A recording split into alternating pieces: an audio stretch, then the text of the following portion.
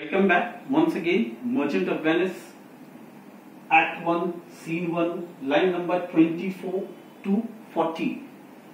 Now, this is a speech of Salerio. अगर आपकी book में लाइंस अलग हो तो उसके लिए बता दे रहा है my wind cooling my broth से लेकर के is sad to think about his merchandise, यहां तक का ये एक्सप्लेनेशन है. स्टार्ट करते हैं. My wind cooling my broth would blow me to an orb. Wind cooling my broth माने क्या होता है कि ब्रॉथ कहते हैं सूप को, और जब आदमी सुबह सूप पीता है तो वो गर्म होता है. उसको फूकने के लिए क्या करते हैं लोग, ऐसे करके फूकते हैं. जब आप उसको फूकते हैं तो वो एक लहर जैसी तेजी से जाती है. और मैं पहले भी बता चुका हूं कि उस जमाने में शिप्स जो होती थी वो हवा से चलती थी. अब देखिएगा क्या हुआ. My wind cooling my broth would blow me to an orb. Orb माने होता है फीवर, बुखार को कहते थे. जब इंसान को बुखार आता है तो उसको थरथरी आ जाती है, ये एक तरह से कांपने लगता है इंसान. ये एक तरह का फ्रेज है. Would blow me to an ague माने होता है जैसे हम कहते हैं ना, कांप जाना, सिहर जाना, अंदर से डर जाना. कि जब मैं अपने ब्रॉथ को सुबह उठ करके फूकता तो मुझे याद आ जाता कि अगर इतनी तेज हवा समुद्र में चल जाएगी तो मेरे जहाज को बहुत नुकसान हो जाएगा. इसके पहले वाले वीडियो में भी मैं बता चुका हूं, एंटोनियो के सैडनेस के ऊपर उसके फ्रेंड्स कमेंट कर रहे हैं. यहां पर एक और दोस्त है जो ये कह रहा है कि तुम तो फिर भी ठीक हो, मुझे तो हर चीज में मुझे क्या याद नजर आती, अपनी शिप्स नजर आती. अगर तेज हवा चलती सुबह उठ करके जब सूप फूकता तो मुझे क्या नजर आता, याद आती वो हवाएं जो अगर समुद्र में इतनी तेज चल जाएंगी तो मेरे जहाज को क्या कर देंगी, पलटा देंगी. When I thought what a harm a wind too great might do at sea. वही चीज है कि फूकते वक्त क्या याद आ जाता, तेज हवा याद आ जाती जो कि मेरे जहाज को क्या कर सकती है, डुबो सकती. I should not see the sandy hourglass run, but I should think of the shallows and the flat. Hourglass आपको मालूम है, आपने देखा होगा, एक इतना बड़ा टम्बलर होता है, उसके अंदर बालू भरा रहता है. उस जमाने में उसको आर ग्लास बोलते थे और उसको यूं करके उलट देते थे. उसके अंदर से बालू गिरता था. हर बालू का एक स्पेशल टाइमिंग होता था. मोस्टली वो 1 घंटे के होते थे. उससे लोग घंटों का हिसाब रखते थे. वो 15वीं सेंचुरी में एक तरीका था टाइम को मैनेज करने का. हर घंटे का एक आर ग्लास होता था, शीशे का होता था. अक्सर आपने जादुई फिल्मों में देखा होगा, वो यूं करके पलट दीजिए, उसमें से बालू नीचे गिरने लगता है. उसको कहते थे आर ग्लास. कह रहा है कि मैं आर ग्लास को नहीं देखता. क्यों नहीं देखता? क्योंकि उसके अंदर बालू होता है और उस बालू को देख करके मुझे क्या याद आ जाता, समुद्र में शैलो प्लेसेस जहां पर बालू कम होता है और शिप जाकर के मेरी क्या कर सकती है, टकरा सकती है ना. पहले भी बता चुका हूं कि शिप का एक बड़ा पोर्शन नीचे की तरफ होता था. ये शिप है, इसका एक बड़ा हिस्सा पानी के नीचे होता था. This is the water level. ये पानी का लेवल होता था. और यहां से अगर वो शिप चल रही है, ऊपर तो दिखाई देता था, नीचे दिखाई नहीं देता था. और अगर बालू होता था तो ये शिप जाकर के उसमें टकरा जाती थी और आगे से टूट जाया करती थी. आर ग्लास भी बना दूं आपको, इस तरह का होता है. आपने देखा होगा, कई फिल्मों में भी अक्सर दिखाते हैं. इस तरह का रहता है, इसके अंदर बालू भरी रहती है और यहां से वो गिरता रहता है. अक्सर जादू की फिल्मों में उसको दिखाते हैं. That is basically called a sandy hour glass. कह रहा है कि मैं आर ग्लास को नहीं देखता, क्यों? मुझे याद आता वो जगह जहां पर बालू होता है, जहां पर पानी कम होता है। अगर मेरी शिप उनसे टकरा जाएगी तो क्या हो जाएगा कि वो पूरी तरह से डूब जाएगी। And see my wealthy Andrews docked in sand.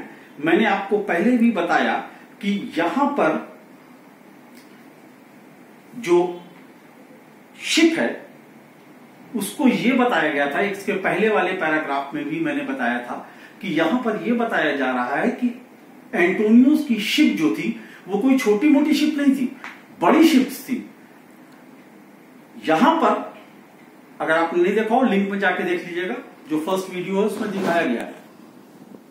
यहां पर सेंट एंड्रूज का नाम दिया जा रहा है। उस जमाने में एक बहुत मशहूर शिप थी, इंग्लैंड की शिप थी, और इट वॉज बेसिकली, लोग कहते हैं it was owned by queen Elizabeth. तो वो सबसे बड़ी शिप थी, उसमें 200 लोग सेलर्स उसको चलाते थे। तो it was one of the biggest ship. जैसे हम देखते हैं, अगर हम बड़े शिप्स की बात करते हैं तो लोग कहते हैं टाइटैनिक, तो हर आदमी टाइटैनिक को जानता था। 15th सेंचुरीज में सेंट एंड्रूज को भी सब जानते थे। इतनी बड़ी शिप थी, इतनी मशहूर शिप थी कि यहां पर एंटोनियो की शिप को सेंट एंड्रूज से कंपेयर किया जा रहा है। सिंपल बात है, यहां पर कह रहा है कि I should not see the sandy hour glass run. Sandy hour glass run बता दिया, but I should think of the shallows and the flats. Shallows and the flat mean जहां पर पानी कम होगा, उससे किसको खतरा होगा? जहाज को खतरा होगा। And see my wealthy Andrews docked in sand. Now this is a phrase, docked in sand मतलब जा करके बालू से टकरा जाएगी तो शिप टूट जाएगी। बात इतनी सी कही जा रही है कि हर चीज में क्या याद आता? अपनी शिप्स याद आती। सुबह उठ करके सूप पीता, उसको ठंडा करने के लिए फूंकता, हवाएं याद आती कि ऐसी हवाएं जो कि मेरे जहाज को क्या कर सकती हैं? डुबो सकती हैं। बालू देख करके क्या याद आते? शैलो और फ्लैट्स याद आते। ऐसे शैलोज और फ्लैट्स जो कि क्या करते? मेरी शिप्स को पूरी तरह से डुबो सकते थे।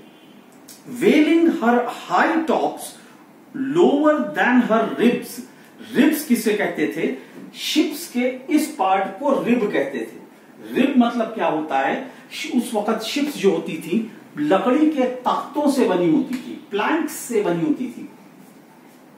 ये देखिए ऐसे शिप्स होती थी और पटरे लगे होते थे इसके अंदर ऐसे, और जब ये शिप्स टकराती थी तो ये पटरे क्या हो जाते थे? टूट जाया करते थे। यहां पर वही कह रहा है, वेलिंग हर लोअर। और शिप जब टकराती थी, कोई चीज आपको मालूम है जब टकराएगी तो पहले ऊपर जाएगी फिर नीचे आएगी।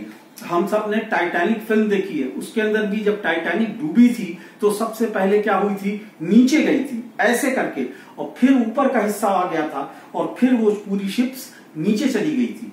यहां पर कह रहा है कि अगर बालू से टकरा जाएगी मेरी शिप तो क्या होगा कि अपने रिब्स को और नीचे चली जाएगी, रिब्स टूट जाएंगे उसके। वेलिंग हर हाई टॉप लोअर देन हर रिब्स। ऊपर का हिस्सा नीचे की तरफ चला जाएगा, यानी पानी में शिप नीचे खड़ी हो जाती थी, हमेशा होती थी। टू किस हर बरियल। टू किस हर बरियल आपने देखा होगा, हम लोग जब कहीं जाते हैं तो यूं झुक करके क्या करते हैं?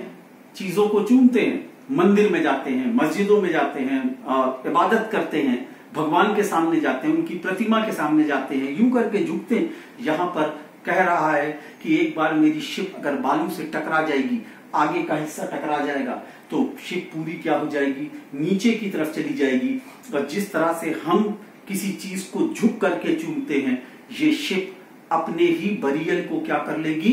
चूम लेगी। Should I go to church and see the holy edifice of stone. आपने देखा होगा पत्थर की मूर्ति होती है, चर्च में हम जाते हैं, वहां पर Jesus Christ peace be upon him की मूर्ति लगी रहती है, मदर मेरी की मूर्ति लगी रहती है। वो यहां पर कह रहा है कि जब मैं चर्च जाता, वहां पर पत्थर देखता तो मुझे कौन से पत्थर याद आते? वो पत्थर याद आते जो समुद्र के में होते हैं। अगर जरा सा समुद्र में छू जाएगा, एक पत्थर जरा सा छू देगा तो मेरे शिप को पूरी तरह से क्या कर देगा? तोड़ देगा।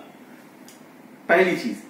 to kiss her, should I go to church and see the holy edifice of stone and not bethink me straight of dangerous rocks, which tutting but my gentle vessel side would scatter all her spices on the streams. यहां पर सिर्फ इतना सा बताया जा रहा है कि पत्थर बहुत सख्त होता है, शिप्स का है कि बनी होती थी, लकड़ी की बनी होती थी, जरा सा टकरा जाएगा तो क्या कर देगा, तोड़ देगा पूरी तरह से। एक चीज और, हमें देखा होगा टाइटैनिक लोहे की बनी थी, स्टील की बनी हुई थी, लेकिन एक आइसबर्ग ने उसके पूरे किनारे को क्या कर दिया था, तोड़ दिया था। यहां पर यह कहना चाह रहा है कि मैं बहुत अच्छी तरह से जानता हूं कि अगर एक बार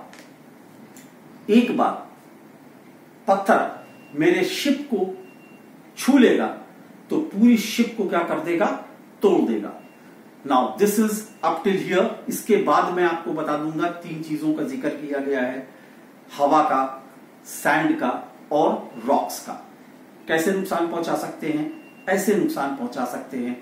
यहां पर सिर्फ इतना कहा जा रहा है कि तुम तो फिर भी ठीक हो एंटोनियो, अगर तुम्हारी जगह हमारा इतना पैसा लगा होता तो हमारी हालत और ज्यादा खराब होती। अगर कोई चीज नहीं समझ में आई हो आप पूछ सकते हैं। Thank you very much and God bless you.